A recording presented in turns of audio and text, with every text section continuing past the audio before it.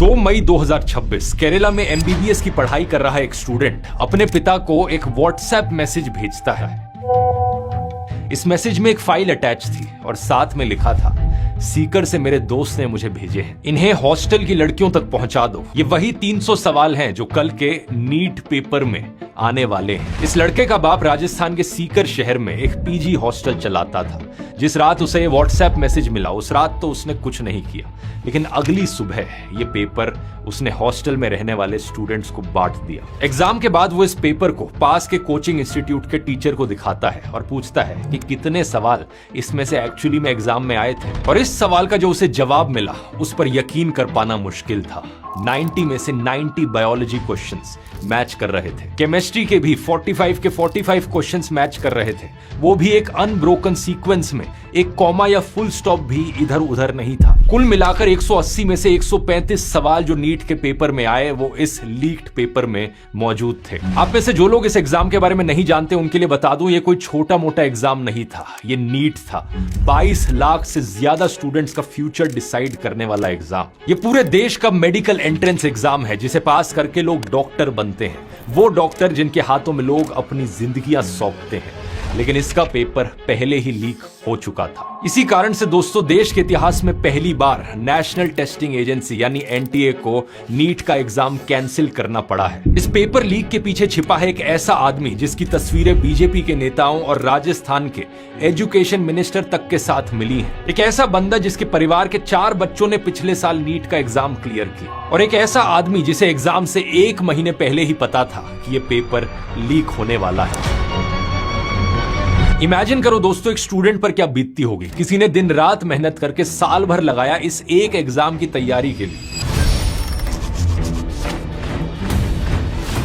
और एग्जाम लिखकर सोचा होगा कि चलो फाइनली ये खत्म हुआ, अब मैं रिलैक्स कर सकता हूं, छुट्टी मनाने जाता हूं। और छुट्टी के बीचों बीच खबर मिलती है कि यहां तो अब रीटेस्ट होने वाला है, 2 महीने और लगाने पड़ेंगे। सोचकर देखो आपको कैसा फील होगा। कई स्टूडेंट्स के साथ एग्जैक्टली ऐसा ही हुआ, और कईयों ने तो अपने नोट्स भी बेच दिए थे। पढ़ाई करने का मटेरियल भी नहीं था उनके पास। ऐसी खबरें सुनकर सारी मेहनत पर पानी फिर जाता है। इसलिए एक बड़ा सिंपल सा लेकिन जरूरी एडवाइस है कि लाइफ में हमेशा एक प्लान बी या प्लान सी होना चाहिए। किसी एक एग्जाम के भरोसे अपना पूरा फ्यूचर दांव पर मत लगाओ, कम से कम एक बैकअप प्लान तो जरूर होना चाहिए। इसीलिए मैं आपको ऑफर करना चाहूंगा ये 100 करियर्स की पीडीएफ गाइड, जिसमें 100 से ज्यादा अलग अलग करियर ऑप्शंस के बारे में बताया है, एग्जैक्टली कैसे आप उन्हें एक्सप्लोर कर सकते हो और एंटर कर सकते हो। इसे पढ़कर आपको जानने में मदद मिलेगी कि आपका दिल किस और चीज में लगता है, आपका पैशन क्या है, और एग्जैक्टली कौन से करियर को आप प्लान बी या प्लान सी बना सकते हो। इसे डाउनलोड करने का लिंक नीचे डिस्क्रिप्शन में या इस क्यूआर कोड में मिल जाएगा। कॉस्ट लगभग फ्री है, सिर्फ 9 रुपए, तो ज्यादा सोचने की जरूरत नहीं है। सबसे पहले यह समझते हैं कि यह पेपर लीक एक्चुअली में हुआ कहां से। नीट के क्वेश्चन पेपर्स आमतौर पर ऑथराइज्ड प्रिंटिंग प्रेसेस में प्रिंट होते हैं, और अभी तक की इन्वेस्टिगेशन के मुताबिक ये पेपर महाराष्ट्र नासिक में ऐसी ही एक प्रिंटिंग प्रेस से लीक हुआ था। इस प्रिंटिंग प्रेस से जुड़े एक व्यक्ति ने किसी तरीके से पेपर चुराया और एक नेटवर्क में पास कर दिया। ये लोग कोई अरे गहरे स्टूडेंट्स नहीं थे, बड़े प्री प्लान्ड और सोफिस्टिकेटेड तरीकों से काम कर रहे थे। दावा किया गया है कि डिटेक्शन से बचने के लिए पेपर को मोबाइल फोन से स्कैन नहीं किया गया, बल्कि एक हाई डेफिनेशन पोर्टेबल स्कैनर का इस्तेमाल किया गया। सबसे चौंकाने वाली बात यह है कि इस गैंग ने नासिक के आउटस्कर्ट्स पर एक शैडो सर्वर भी बना लिया ताकि डेटा ट्रांसफर को छुपाया जा सके और ये मॉनिटरिंग सिस्टम्स की पकड़ में ना आए। इंडियन एक्सप्रेस के मुताबिक नासिक में शुभम खैरनार नाम के एक मेडिकल स्टूडेंट ने 10 लाख रुपए देकर क्वेश्चन पेपर की फिजिकल कॉपी खरीदी और इसकी सॉफ्ट कॉपी बनाकर इसे 15 लाख रुपए में गुड़गांव में बेच दिया। गुड़गांव में इस पेपर से एक हैंड रिटन गेस्ट पेपर बनाया गया, जिसमें नीट के ओरिजिनल पेपर से 135 में से 120 क्वेश्चंस डाले गए और बाकी कुछ बाहर से क्वेश्चंस मिक्स कर दिए गए। टोटल 410 क्वेश्चंस का गेस्ट पेपर बना। ऐसा इसलिए किया गया ताकि किसी को शक ना हो, और इस पेपर के और भी कई वर्जन्स बनाए गए। नीट का एग्जाम शुरू होने से करीब 1 हफ्ते पहले 26 अप्रैल 2026 को गुड़गांव का ही एक डॉक्टर ये गेस्ट पेपर 30 लाख रुपए में राजस्थान के जमवा रामगढ़ के 2 भाइयों को बेच देता है, मांगी लाल और दिनेश बिवाल। इन 2 नामों को याद रखना क्योंकि आगे की कहानी में ये बड़े इंपॉर्टेंट होने वाले हैं। इनमें से एक भाई ने ये पेपर अपने बेटे को भेजा जो सीकर में नीट की तैयारी कर रहा था, लेकिन बात यहीं तक नहीं रुकी। 29 अप्रैल तक इन दोनों भाइयों ने ये पेपर एस्पिरेंट्स को बेचना शुरू कर दिया था। यहीं से ये पेपर सीकर के एक MBBS counselling agent Rakesh Kumar Mandwaria तक पहुंचा, जिसने इसे 5 लाख रुपए में खरीदा। अकेले राकेश ने ही लगभग 700 स्टूडेंट्स को ये पेपर डिस्ट्रीब्यूट किया।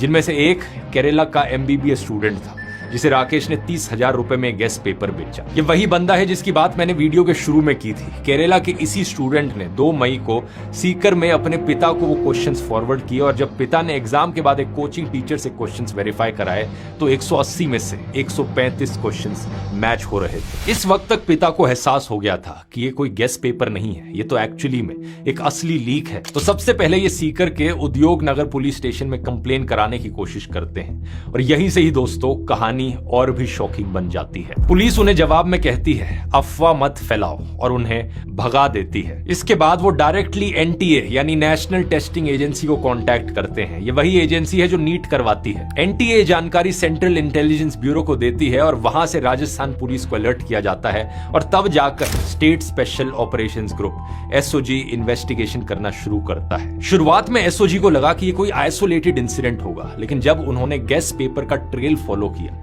तो कुछ और ही सच्चाई सामने आई। उन्होंने देखा कि गेस्ट पेपर के व्हाट्सएप मैसेज पर फॉरवर्डेड मेनी टाइम्स लिखा हुआ था, यानी ये पेपर बहुत बार फॉरवर्ड किया जा चुका था। इस पॉइंट पर इन्वेस्टिगेटर्स को रियलाइज हुआ कि ये पेपर तो एक बहुत बड़े स्केल पर लीक हुआ है। SOG के एडिशनल डायरेक्टर जनरल विशाल बंसल के मुताबिक ये पेपर स्टूडेंट्स के पास एग्जाम से हफ्ते भर पहले से ही मौजूद था और कुछ केसेस में तो 1 महीने पहले से ही उनके पास ये पहुंच गया था। सोचकर देखो दोस्तों, 1 महीने से लीक्ड पेपर डिस्ट्रीब्यूट हो रहा था और सरकार और एजेंसीज सोती रही। आखिरकार जाकर 12 मई को NTA ने नीट को ऑफिशियली कैंसिल कर दिया और लीक की इन्वेस्टिगेशन CBI को सौंप दी गई। इस पूरे मामले में सबसे अजीब केस है बिवाल ब्रदर्स का, मांगीलाल और दिनेश बिवाल, जिन्होंने गुड़गांव के डॉक्टर से पेपर खरीदकर सीकर में बहुत सारे लोगों को बेचा। इनमें से एक भाई दिनेश बिवाल बीजेपी की यूथ विंग भारतीय जनता युवा मोर्चा का मेंबर है। सोशल मीडिया पर लोगों ने ऐसी कई होर्डिंग्स की फोटोज शेयर करी हैं जिनमें दिनेश बिवाल की तस्वीर लगी है और उन्हें बीजेपी का नेता बताया गया है। एक होर्डिंग पर तो दिनेश के नाम के पीछे भारतीय जनता युवा मोर्चा जिला मंत्री